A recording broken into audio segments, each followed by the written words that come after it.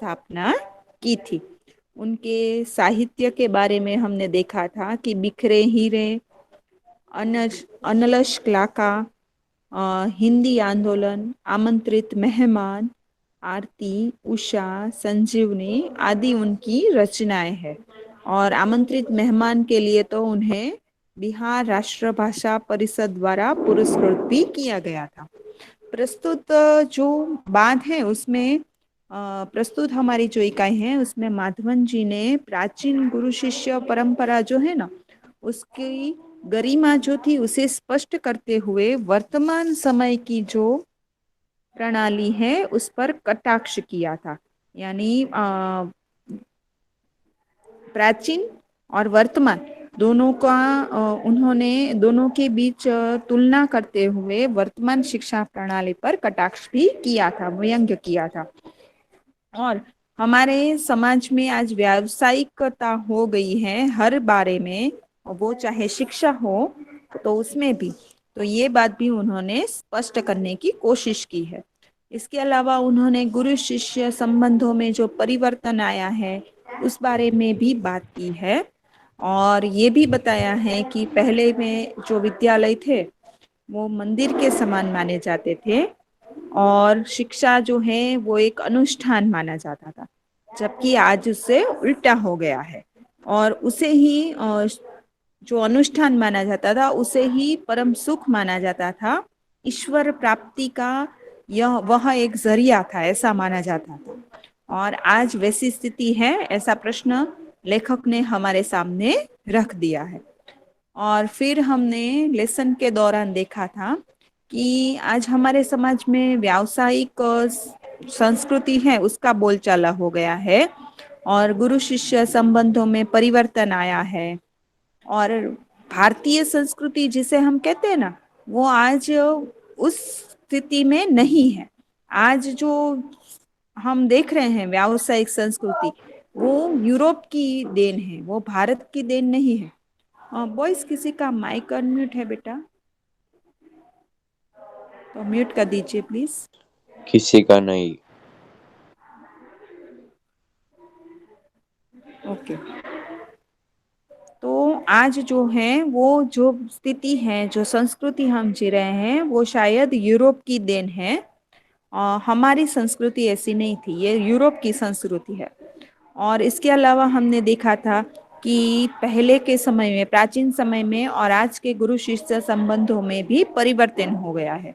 आज गुरु जो है पहले जो गुरु थे वो वेतन भोगी नहीं होते थे और ना ही शिष्य शुल्क देने देते थे। और आज उसका उल्टा हो गया है। गुरु को ये भी बताया गया है साथ साथ गुरु शिष्य संबंधों में कि गुरु को साक्षात परमेश्वर का रूप समझा जाता था और शिष्य जो हैं वो उन्हें पुत्र से भी अधिक प्रिय होते थे।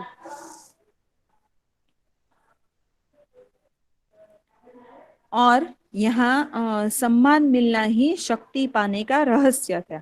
यानी पहले जो सम्मान मिलता उसे ही वे खुद की शक्ति, खुद में कुछ शक्ति है वो मानते थे। और प्राचीन काल में गुरु की शिक्षा क्रिया, शिक्षा दान की क्रिया जो थी वो आध्यात्मिक अनुष्ठान थी, परमेश्वर उनका एक माध्यम था। और आज जो है वो पेट पालने का एक जरिया बन गया है। फिर हमने स्वामी विवेकानंद के बारे में देखा था कि जब विवेकानंद अमेरिका गए और वहां उन्हें सम्मान मिला तब भारतवासियों ने उनकी कदर की। और उसी प्रकार रविंद्रनाथ ठाकुर के साथ भी हुआ कि जब उन्हें नोबेल पुरस्कार मिला तो यहाँ के लोगों ने उनकी कदर की। फिर हमने हमारे नृत्य देखे कि भरतनाट्यम है, कथकली है, उसे भी जब विदेशों में पसंद किया गया तब जाकर भारतीयों ने उसकी कदर की। कहने का मतलब यह है कि हम लोग हमारे पास जो है उसकी कदर खुद नहीं करते, जब कोई और उसको पसंद करता है तब जाकर हमें उसकी कदर होती है। मैक्स मुलर जो एक जर्मन था वह भी जीवन भर भारत में ज्ञान प्राप्त करना चाहता था, यहाँ आना चाहता था, जीवन भर प्रार्थना करता रहा। और आज हम जो हैं वो विदेशों में जाकर पढ़ाई करना, वहाँ बसना पसंद करते हैं। तो हमें खुद की चीजों की कदर नहीं होती, या हमें अपनी सुंदरता, अपने यहाँ जो सुंदरता है वो दिखाई नहीं देती है। आप लोग सोच सकते हैं, भारत को पहले सोने की चिड़िया कहा जाता था। आपने पढ़ा होगा एसएस में। तो कब कहा जाता होगा, या कितना कुछ होगा। ज्ञान की तो हम बात कर ही रहे हैं, तो ज्ञान तो यहाँ है ही औरों से ज्यादा। उसके अलावा हमारा आयुर्वेद शास्त्र देखिए, हमारा योग शास्त्र देखिए, कितनी सारी चीजें, हमारे नृत्य, हमारा रहन सहन। देखिए हमारा रहन सहन है ना, उसमें भी कुछ विज्ञान है। ऐसा नहीं कि हम अंधविश्वासी है। हमारा जो भी रहन सहन है ना, उसके पीछे कुछ विज्ञान है। हम कहेंगे मिस पहले विज्ञान कहाँ था इतना। हाँ, पहले विज्ञान नहीं था, पर हमारे पुरखों ने जो रीत रिवाज बनाए थे ना, उसके पीछे हमारे हमारे कुछ अच्छाई थी, हमारी हेल्थ को लेकर, या कह सकते हैं कि हमारी जो भी जीवन श्रेणी थी ना, वो अच्छी थी। अब आप देखिए, पहले से हमारे यहाँ ऐसा ही सब कुछ चला रहा है, पर आज जाके डॉक्टरों से सुनने को मिलता है कि भाई जल्दी खाना खा लेना चाहिए, शाम को खाना हल्का खाना चाहिए, सुबह जल्दी उठना चाहिए, एक्सरसाइज करनी चाहिए, ये सब डॉक्टर बताते हैं। आज बीमारी आती है ना, तो पर आप खुद सोच कर देखिए, हमारे तो पहले से सब कुछ है। पहले जब शहर वगैरह नहीं थे, गांव नहीं थे, तो आप लोग जानते हैं, आपने अपने मम्मी पापा से या अपने दादा दादी से सुना ही होगा कि सुबह 4-4 बजे लोग जाग जाया करते थे, और सारा काम निपटा कर सुबह 6 या 7 बजे तो वो खेतों में पहुंच जाते। और कसरत तो वैसे ही हो जाती, खेतों में ही काम कर करके, घर का काम करके कसरत हो जाती सुबह। आज भी आप सोचेंगे ना कि शाम का खाना तो जो है ना, ज्यादा से ज्यादा 7 बजे तक हो जाता है गांव में। तो फिर आराम से लोग जो हैं वो बाहर बैठते हैं 1-2 घंटा, और फिर जल्दी से 9 बजे तो सो जाते हैं। 9, 9:30 तो बहुत हो गए, सो जाते हैं। हम कहते हैं कि आज डॉक्टर भी हमें यही सलाह देते हैं, पर ये तो हमारी संस्कृति में ही है पहले से। हम्म? आप देखेंगे ना, पहले भारी खाना खाने से कोई कुछ, किसी को कुछ नहीं होता था। आज एक दिन कुछ भारी खाना खा लिया ना, तो सबकी तबीयत पर असर हो जाती है। क्यों? क्योंकि उसके बाद उनका कोई वर्क नहीं होता, कोई काम नहीं होता, और ऊपर से लेट खाना। इसके कारण आज हमारी हेल्थ पर असर हो रही है। पर हमारी प्राचीनता देखें ना हमारे भारतीयों की, तो उसमें पहले से ये सब कुछ है, पर कुछ भी हेल्थ को इफेक्ट नहीं करता था। तो इसीलिए कहते हैं कि हमारी भारतीय संस्कृति में बहुत कुछ है। विदेशी तो हमसे ही कुछ सीख कर जाते हैं, पर हम ही हैं जो इसकी कदर नहीं करते हैं। फिर हमने गामा पहलवान का उदाहरण देखा था। चलिए, ये उदाहरण कौन बताएगा, इसमें क्या देखा था हमने? तो ये पूरी बात जो है वो कौन बताएगा अपने शब्दों में, पढ़ के नहीं।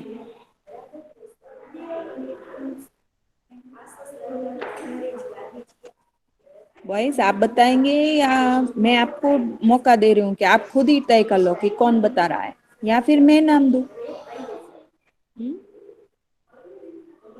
ये क्या उदाहरण था गामा पहलवान का?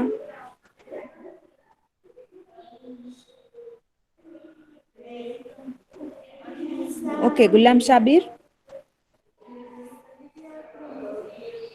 गुलाम यस मैम। शाबिर, हाँ बेटा बताओ, चलो आप।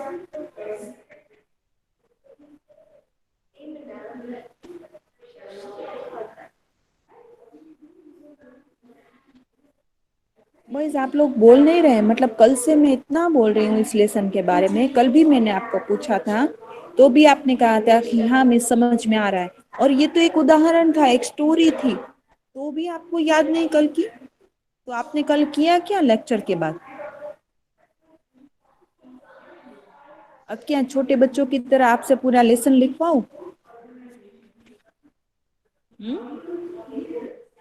चलिए फटाफट बोलिए, बोलना तो आपको ही है।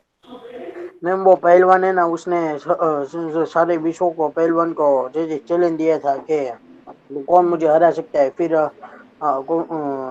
फिर उस को कोई ने उसको कहा कि तुम अपने विद्यार्थी के साथ ही लड़ लो और जीत जाओ, तो उन्होंने बोला कि है ना, मेरे विद्यार्थी को तो मैं हार ही जाऊंगा, क्योंकि मैंने उसको सिखाने में कुछ भी बाकी नहीं रखा, मैंने उसको सब कुछ सिखा दिया है। तो वे पहले से हार मान जाता है। हाँ, ओके, वेरी गुड फैजन। आखिरकार नाइन्थ की हर चीज को, जो भी प्रश्न ऐसे आ जाए उसे संभालने के लिए एक दो लड़के ही हमने रखे है ना। आखिरकार विंधाणी फैजान आएंगे और वो संभाल लेंगे। सब यही समझते हैं कि अभी विंधाणी फैजान बोलेंगे सब संभल जाएगा। पूरा दारोमदार विंधाणी आना फैजान पे मिस। रख दिया तो क्या है। हाँ, अल्फाज बोल देंगे, विंधाणी फैजान बोल देंगे, बात खत्म। अब कभी वो ना हो तो लेक्चर में टीचर को कुछ सवाल ही नहीं पूछना पड़े ना। हाँ, क्योंकि बाकी कोई आंसर ही नहीं देंगे। चलिए तो बोलिए ना, विंध्याणी फैजान पर दारोमदार नहीं है पूरे क्लास का, तो चलिए बोलिए कोई और साथ में। कौन बताएगा? अब तो उन्होंने बताया अभी। थोड़ा स्मार्ट वर्क कौन करो सा बोलो? बॉयज। याद नहीं था पर आपके सामने स्क्रीन तो है ना, अभी स्लाइड तो है आपके सामने, थोड़ी नजर घुमाते ना तो भी याद आ जाता। आसमी बोल रहा है। हाँ, हाँ, ये गामा पहलवान का उदाहरण फिर से बताओ, क्या बताया, क्या था वो उदाहरण? आपने तो बेटा हाँ पढ़ा भी था कल अच्छे से। मिस। मिस हम्म, मेरे को वो याद नहीं है कि गामा को किसने पूछा था। कोई बात नहीं, बाकी सब तो बताओ। किसी ने हाँ, पूछा था ऐसा लगा देना। एक व्यक्ति ने गामा को पूछा कि तुम इतने ताकतवर हो तो तुम्हारे शिष्य को क्यों नहीं हरा देते। तो गामा ने बोला कि शिष्य है ना, वो उसने ही मुझे आत्मविश्वास दिया है और मुझे सब कुछ सिखाया है, मैं उसको ही टाल दूं तो मैं मेरी वो खो दूं, मैं मेरा हाँ। सुप्रसिद्ध पहलवान गामा एक बार मुंबई आए थे और उस समय उन्होंने सारे विश्व के पहलवानों को कुश्ती में चैलेंज दिया था। और ये बात जो है वो अखबारों में छप गई। तो एक पत्रकार परिषद में एक पत्रकार ने उनसे पूछा कि आपने विश्व के किसी पहलवान से लड़ने के लिए तैयार हैं, तो आप अपने कुछ शिष्य से क्यों नहीं लड़ते? तो गामा जो है वो तो आजकल की शिक्षा प्रणाली में नहीं रचे थे। मैंने कहा था ना कि सही गुरु वही होता है, सच्चा गुरु, जो अपने शिष्य को सब कुछ सिखाता है। तो ये गामा जो है ना, उसने भी अपने शिष्य को सब कुछ सिखाया था। तो उसने उस पत्रकार को बड़े ही गौर से देखा और हैरानी से देखा और फिर कहा कि मैं हिंदुस्तानी हूँ और हमारा एक निजी रहन सहन है और शायद आप इसे नहीं जानते हैं। और जिस लड़के की आप बात कर रहे हैं उससे मैंने अपने पसीने की कमाई से, मेरे खून से, मेरे बेटे से भी अधिक प्यार है और मैंने उसमें और मुझ में कोई फर्क नहीं समझा। हमने आगे देखा ना कि गुरु जो है वो अपने शिष्य को अपने पुत्र के समान ही समझते हैं। तो मैंने उसे सिखाने में कुछ भी बाकी नहीं रखा, इसलिए ऐसा गामा पहलवान ने उससे कहा था। तो ये बात थी गामा की, राइट। अब आगे देख लेते हैं। हम लोगों का वंश परंपरा से शिष्य परंपरा अधिक प्रिय है। देखिए, वंश परंपरा प्रिय नहीं है कि मेरे वंश में मेरे बेटे या उसके बेटे, उससे अधिक प्रिय होता है शिष्य परंपरा, कि ये मेरा शिष्य है, वो आगे जाके कितना सफल हुआ, उसने आगे चल के कितनों को सफल किया, तो ये शिष्य परंपरा अधिक प्रिय होती है। ख्याति और प्रभाव में हम सदा यह चाहते हैं कि हम अपने शिष्यों से क्रम प्रभावी रहे। क्या कहा? ख्याति यानी नामना, नामना में हम अपने शिष्यों से कम रहे, वह ज्यादा अच्छा लगता है। देखिए, सच्चा गुरु वही होता है जो ये चाहे कि उसका शिष्य जो है ना वो उससे भी आगे जाए। आज मैं हमेशा यही चाहती हूँ कि आप सभी जो हैं वो मुझसे भी आगे जाए।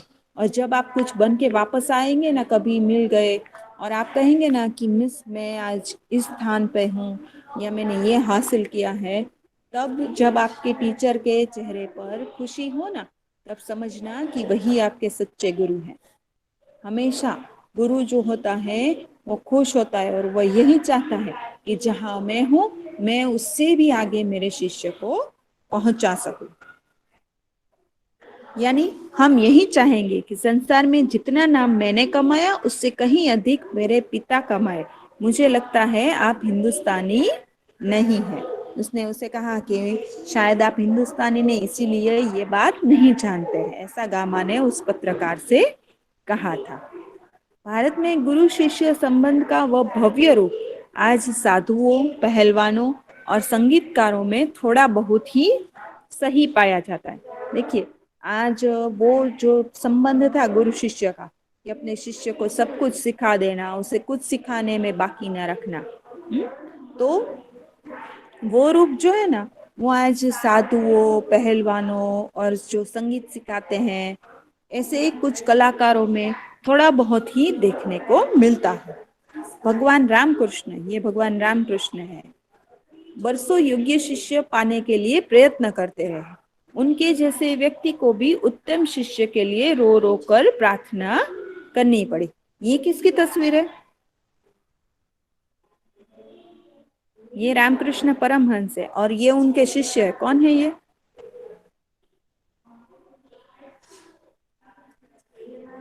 विवेकानंद।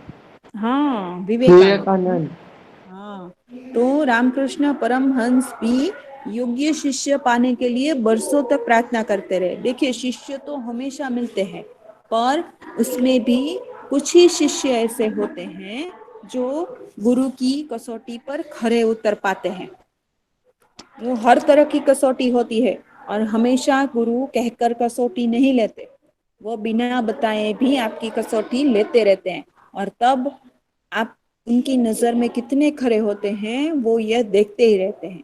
तो रामकृष्ण जो है, उनके कई सारे शिष्य थे, पर एक योग्य शिष्य पाने के लिए वो बरसों ईश्वर से प्रार्थना करते रहे। देखिए, इतने महान व्यक्ति को भी योग्य शिष्य पाने के लिए प्रार्थना करनी पड़ी और उनकी यह प्रार्थना जो है वो विवेकानंद को पाकर सही हुई थी कि विवेकानंद उनके ऐसे शिष्य निकले जो रामकृष्ण चाहते थे।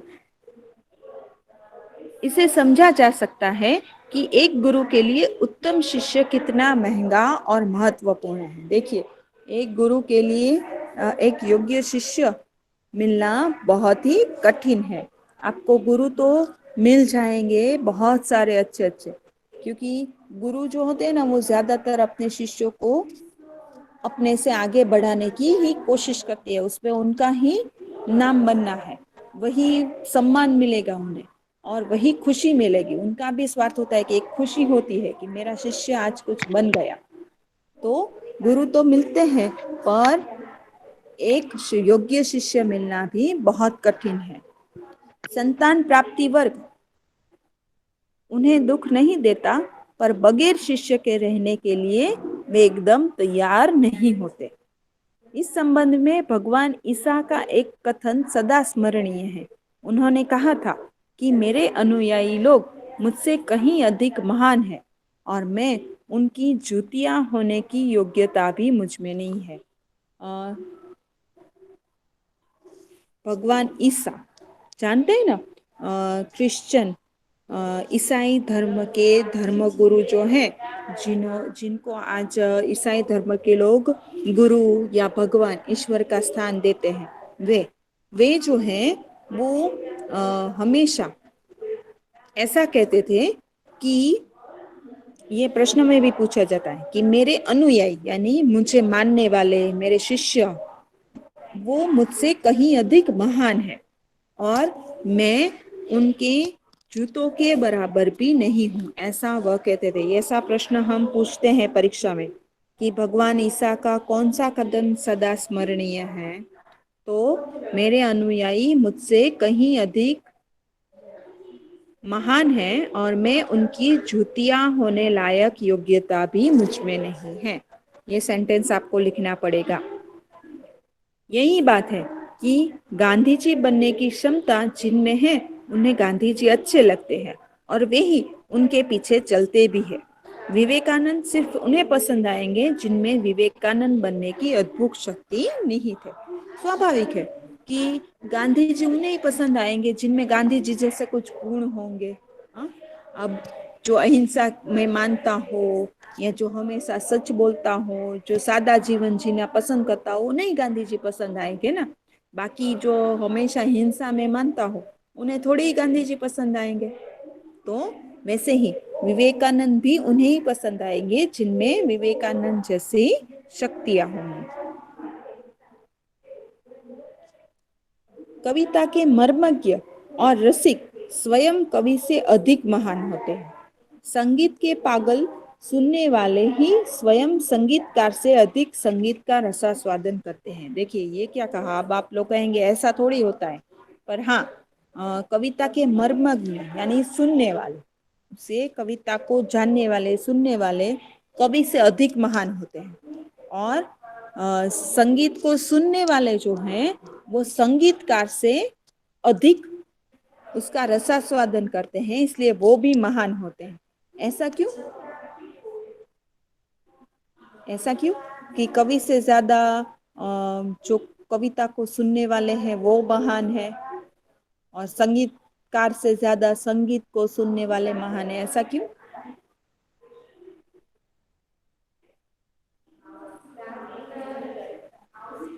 कुछ तो आइडिया दीजिए। आप क्या समझे मुझे पता चले ना, चाहे गलत समझे हो पर मैं समझा सकूं ना आपको, गलत हो तो। ऐसा क्यों कहा यहाँ लेखक ने?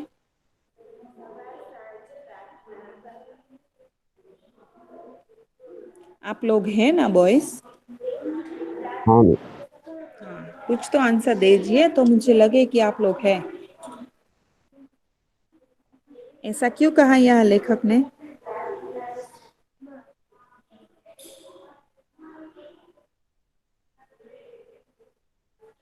क्योंकि अब देखिए, कोई भी कृति हो, हाँ, उसे सफलता तभी मिलती है जब उसको पढ़ने वाला जो है उसे वह पसंद आए।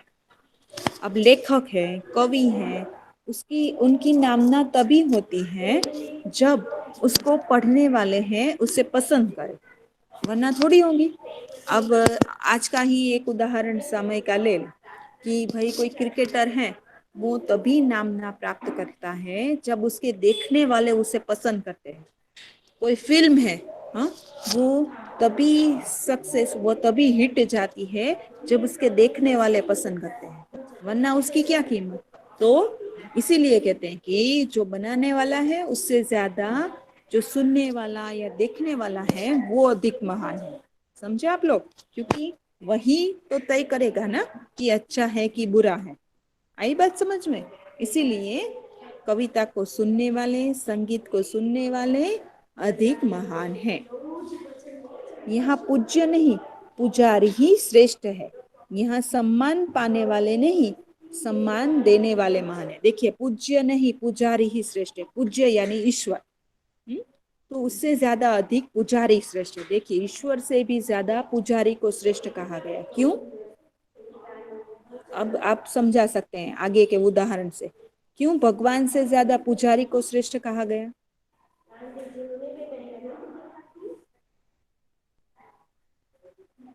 बॉयज, आप लोग बोलेंगे नहीं तो पता कैसे चलेगा बेटा? कुछ तो बोलिए। या आप लोगों ने तय किया है आज कि हमें चुपचाप रहना है, फिक्स करके आए हैं आज? हाँ, आपस में तय करके आए हैं? हाँ मैम। नहीं मैम। हाँ ना हाँ, मैम। हाँ कि ना? ना ना ना ना मैम। ना तो ना तो मैम। फिर मैं बोलता हूँ, आप बोलते हो कि तुम अकेले बोलते हो, तो फिर नहीं, मैं क्या ऐसा करूँ? नहीं है, ऐसा नहीं बेटा। आप बोलते हो तो अच्छा लगता है, पर ये लोग ना ऐसा ठान के बैठ गए कि चलो फैजान बोलेगा ना हम सबका आ जाएगा उस पर। ये लोग कोशिश ही नहीं करते हैं। हाँ ना चलो आप, नहीं ऐसा नहीं है तो फैजान को ना बोलूं ना बोलने के लिए, आप बोलेंगे ना? चलिए बोलिए। बाकी आखिरकार तो मैच को वही संभालेंगे, बिंदानी फैजान। चलिए फैजान, आप ही संभाल लीजिए, वरना ये लोग तो हरा ही देंगे। हाँ मैम। क्यों ईश्वर से ज्यादा पुजारी श्रेष्ठ है?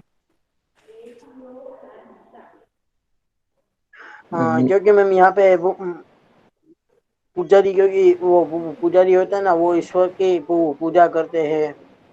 फिर हम्म। बोले तो सबका वो आज पूजा एक करने के। एक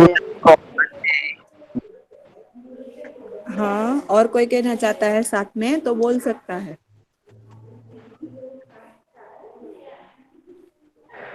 देखिए, हमारे ईश्वर को, अल्लाह को हमने कब जाना? कैसे जाना आपने अल्लाह को या ईश्वर को, उसकी महिमा को? ये बताइए मुझे। चलिए, पुजारी से। आपने पुजारी किसी को रोजाना। धर्म गुरु से सुना होगा उनके बारे में, है ना? हमारे जो ग्रंथ हाँ होते मैम। हैं उसमें आपने पढ़ा होगा, उनके किस्से सुने होंगे, उनके बारे में कुछ बातें जो है वो कहीं से सुनी होगी या तो पढ़ी होगी, है ना?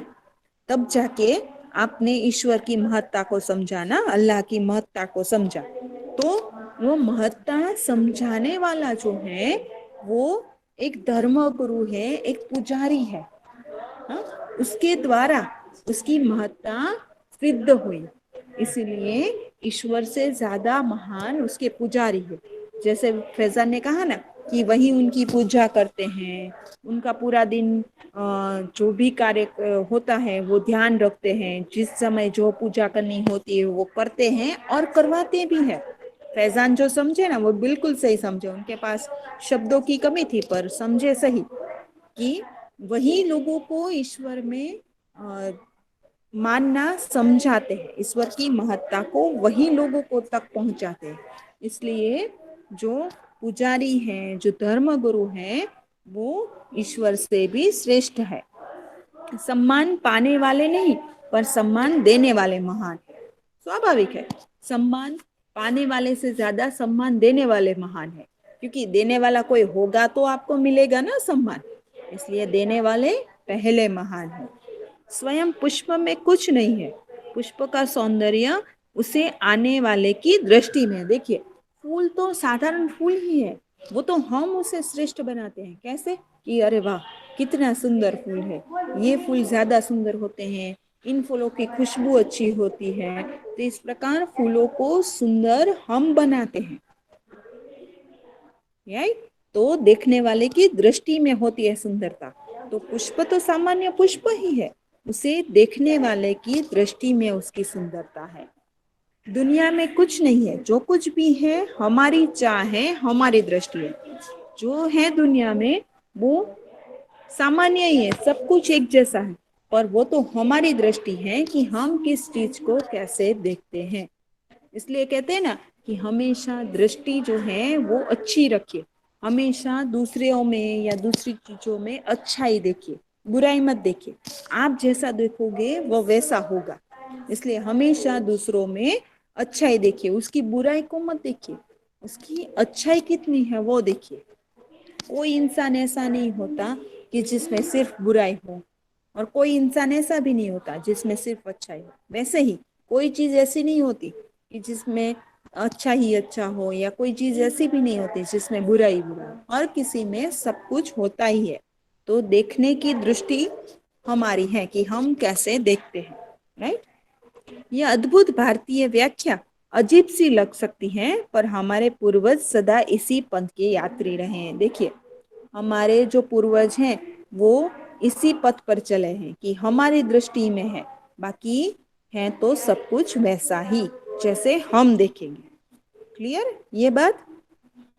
देखिए, क्लास में हर तरह के बच्चे होते हैं, पर आप लोग भी देखिए, कभी कभी कोई लड़का सिर्फ नेगेटिव ही सोचता है ना, फिर भी आपके तो कोई बात नहीं मिस, उसको तो थोड़ी आदत है ऐसी चीजों में नेगेटिव सोचने की।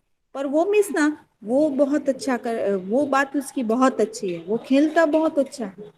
हाँ मिस, आंसर थोड़े वो नहीं दे पाता, उसे बोल नहीं पाता वो सबके सामने, पर मिस वो लिखता बहुत अच्छा है। तो आपने क्या देखा उसमें? अच्छाई देखी ना, उसकी बुराई से ज्यादा आपने उसकी अच्छाई देखी।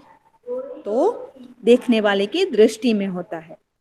उत्तम गुरु में जाति भावना भी नहीं रहती। कितने ही मुसलमान पहलवानों के हिंदू चेले हैं और संगीतकारों के मुसलमान शिष्य हैं। देखिए, गुरु जो होता है ना, वो जाति भावना नहीं देखता। वो कोई भी धर्म का हो, वह दूसरे धर्म का भी चेला बनाता है, शिष्य बनाता है। यहाँ वही का है।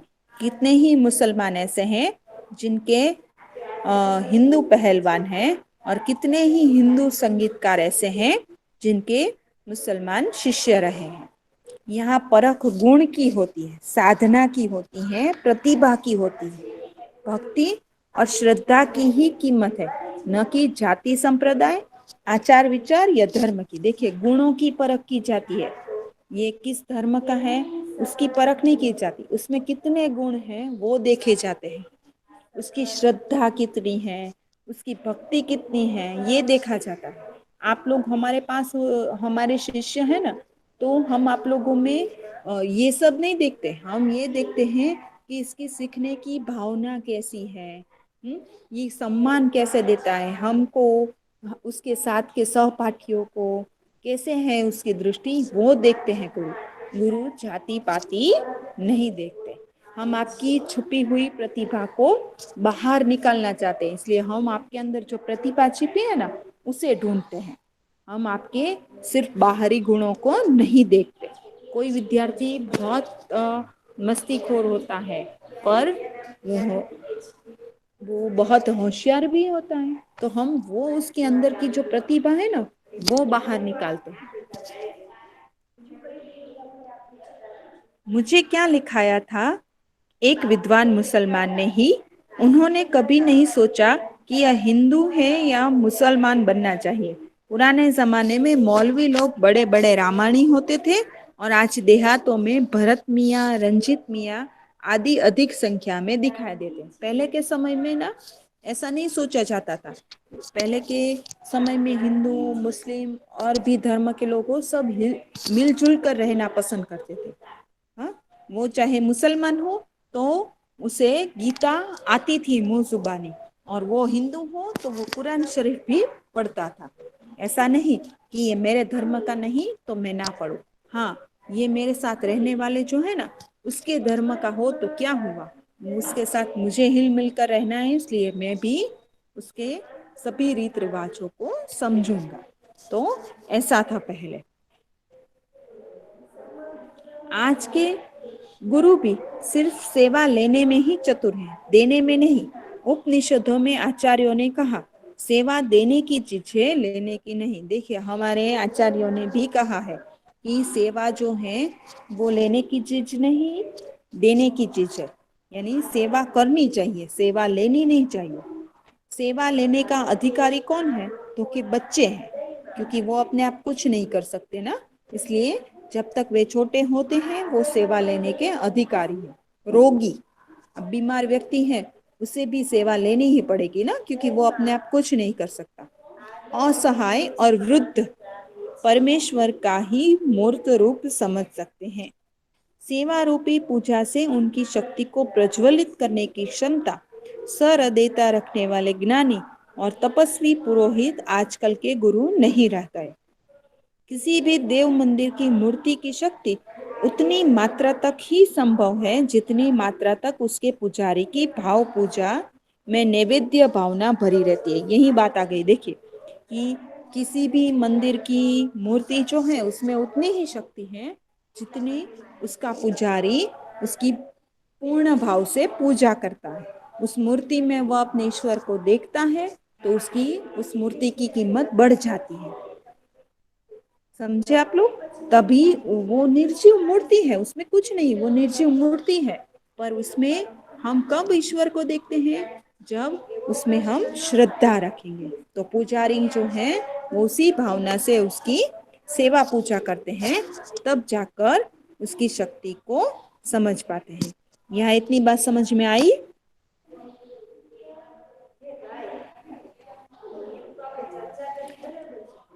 बॉयज, मैंने कहा इतनी बात समझ में आई आपको? हाँ मिस। हाँ। तो पूरे लेसन में हमने क्या देखा कि हमारी भारतीय संस्कृति को देखा, हमारे रीत रिवाज, हमारी परंपराएं जो हैं उसके पीछे भी विज्ञान है, कुछ ना कुछ तथ्य है, वो ऐसे ही नहीं बना है। आज हम विदेशों में जाएंगे ना तो हम देखेंगे कि स्कूल में बच्चे जो है ना वो गन लेके आते हैं कभी कभी, और वहां भी फायरिंग हो जाती है, कभी कभी आपने पढ़ा होगा। ऐसे किस्से हम यहाँ नहीं सुनते क्योंकि हमारे संस्कार ही अलग हैं।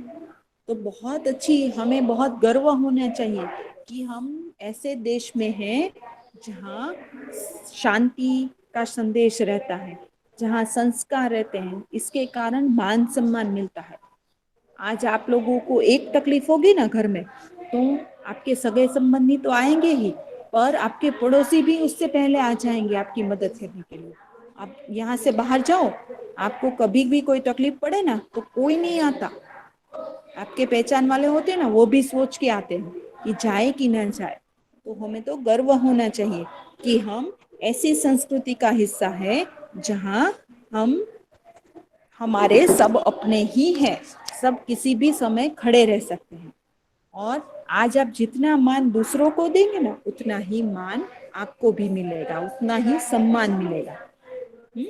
और गुरु शिष्य जो परंपरा है, जो ज्ञान की बात है, तो आप लोग लकी हैं।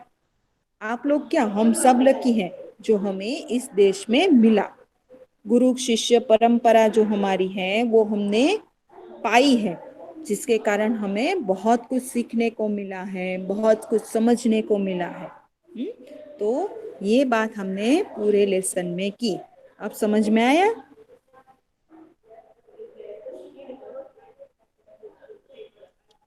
समझ में आया ना बेटा आप लोगों को? हाँ। ओके। तो लास्ट में हम इसके शब्दार्थ देख लेते हैं। परिवर्तन यानी बदलाव, सुप्रसिद्ध यानी श्रेष्ठ, निजी यानी अपना, उत्तम यानी श्रेष्ठ, और अनुयायी यानी शिष्य। मुहावरे हैं, गधे को गणित सिखाना, मैंने बताया था लेसन के बीच में आया तभी, कि व्यर्थ के प्रयास करना, मूर्ख हो उसे सिखाना व्यर्थ है। ताकते रहना यानी आश्चर्य से देखते रहना। पसीने की कमाई यानी कठिन परिश्रम का फल, और रंग जाना यानी किसी काम में मग्न हो जाना। क्लियर? Yes miss. तो यहाँ हमारा 16 नंबर का लेसन जो है वो कंप्लीट हुआ। आपकी FA4 जो है वो भी बहुत नज़दीक है बॉयज़, इसलिए तैयारी में लग जाइएगा क्योंकि आपका कोर्स ज़्यादा रहेगा, एक दो लेसन नहीं रहेगा।